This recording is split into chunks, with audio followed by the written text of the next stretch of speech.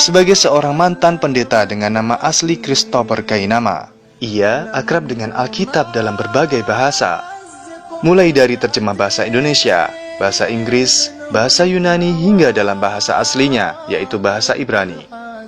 Ayat demi ayat, ia selami, hingga akhirnya bertemu dengan sebuah ayat yang sangat menghentak dirinya. Yang paling memukul saya itu adalah Yohanes pasal 5 ayat 30. Itu paling memukul saya. Bahwa saya harus mengikuti anjuran beliau Yesus, beliau Isa alaihissalam, Nabi Allah ini, untuk patuh dan mengikuti Nabi setelah dia. Setelah saya baca ini Yohanes pasal 5 ayat 30, itu saya tadinya saya masih, oh dia memberitakan bahwa akan ada Nabi gitu, tapi saya tidak puff gitu untuk ke situ gitu ya, untuk ikutin, enggak, aku tetap sama dia aja gitu. Tapi setelah baca ini, apa katanya Ustaz? Nah udah, aku tidak dapat berbuat apa-apa. Berarti kalaupun aku ikutin dia, tidak ada cara lain, aku harus ikut yang dia bilang tadi. Ia yang akan datang.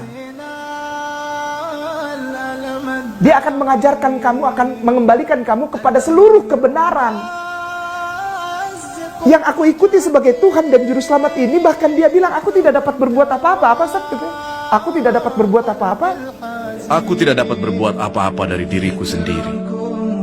Aku menghakimi sesuai dengan apa yang aku dengar. Dan penghakimanku adil. Sebab aku tidak menuruti kehendakku sendiri, melainkan kehendak Dia yang mengutus aku. Dia utusan, mentok Ustaz. Mentok saya. Yesus yang aku agungkan, bahkan aku diampuni dosaku, ternyata dia tidak bisa berbuat apa-apa. Bukan saya yang bilang, beliau, dan aku masih cinta sama beliau. Dan semua orang muslim di seluruh jagat raya ini memuliakan Isa kok. Cinta sama dia. Sampai dibilang Isa ibnu Maryam, Isa Rasulullah, Isa Nabi Allah, Isa alaihi salam, Isa al-Masihu, dimuliakan habis-habisan. Karena dia fair. Karena dia fair. Dia bilang, aku tidak bisa berbuat apa-apa dari diriku sendiri. Terus kamu apa dari aku? Ikutilah dia yang akan datang setelah aku, yang akan menuntun kamu kepada seluruh kebenaran. Namanya Muhammadin. Dia dapat kitab dan dia tidak dapat membaca. Dan kuncinya, dia akan membawa kamu kepada Qul huwallahu ahad. Saya tidak menyerang, saya tidak menghina, tidak insulting, tidak underestimate, tidak. Aku sayang dan aku muliakan. Aku tidak menyalahkan Bible kok, nggak pernah. Justru aku bilang Bible benar. Ada mungkin yang sudah dirubah menurut pengakuan dari Bapak gereja yang dihormati, yaitu Paus Benediktus ke-16 pun dia keluarkan statement tentang ayat-ayat yang adalah imbuhan. Silahkan dicari sendiri. Paus Benediktus 16 mengeluarkan statement traktat dogma tentang ada ayat-ayat banyak Ustaz. Bukan orang Islam yang tulis, bukan saya yang mualaf, bukan. Yang bilang ada ayat-ayat sisipan, ayat-ayat palsu, ayat-ayat yang dibuang, itu justru Paus Benediktus 16. Gitu ya.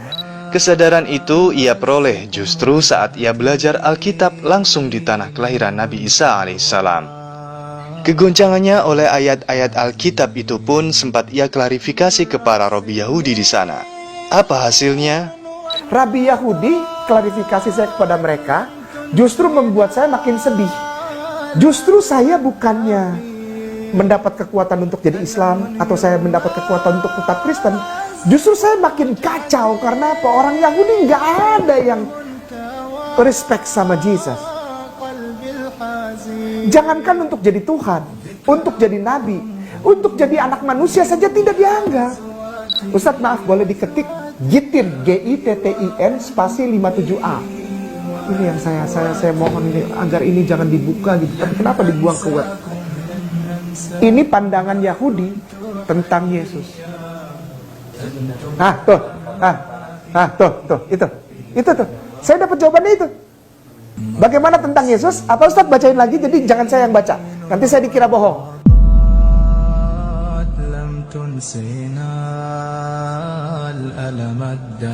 Orang Islam bilang begitu? Tidak. Orang Islam memuliakan Isa alaihissalam. Terus kenapa orang Kristen dan Katolik benci sama orang Islam? Janganlah. Ya, toleran gak orang Islam? Toleran, karena kita memuliakan. 25 kali nama Isa alaihissalam dalam Al-Quranul Karim. Bahkan kita berikan surat khusus kepada maminya, opanya kita, Al-Quran ada. Ini yang membuat saya pikir, bagaimana kalau aku tanya tentang Islam? Apakah percaya, Rabai? Do you believe, Rabai, that Al-Quran, the holy scripture of Muslimin, is the real holy scripture? Is the word of God. Be careful for your mouth. Hati-hati ngomong. Begitulah reaksi beberapa Robi Yahudi yang ditemuinya saat ia bertanya tentang Al-Quran. Mereka mengakui bahwa Al-Quran itu firman Allah. Lalu, bagaimana pendapat mereka tentang kerasulan Muhammad SAW? Gak boleh ngomong sembarangan Al-Quran. Saya nyeletuk lagi, kalau gitu, apakah benar Muhammad itu adalah Nabi? It's the holy name of our cousin. Saya kalau cerita ini bawaannya pengen nangis. Mereka kelas kepala padahal mereka tahu. Saya nggak pernah benci Yahudi, saya nggak pernah benci. Kelakuan Zion itu yang perlu dibenci. Zionis, Zion itu beda kelompok sama Yahudi, beda. Ada bagian besar dari Yahudi yang ikut Zion. Tapi ada Yahudi yang mengerti asasnya. Dia bersikeras pegang, kami mengikuti Torah.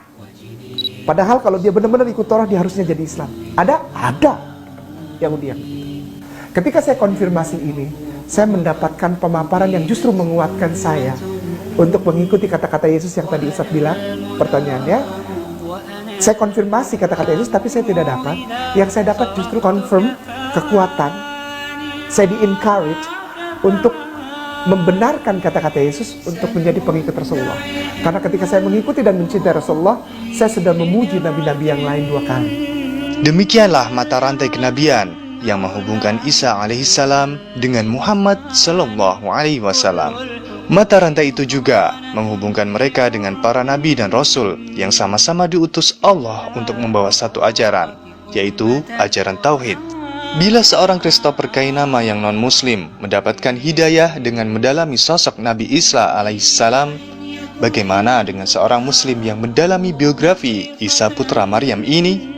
Tentang kedatangan dan kepergiannya yang ajaib, tentang pembelokan fakta yang hingga kini dipercayai oleh banyak orang, juga tentang kedatangannya kembali di dunia untuk menaklukkan Dajjal.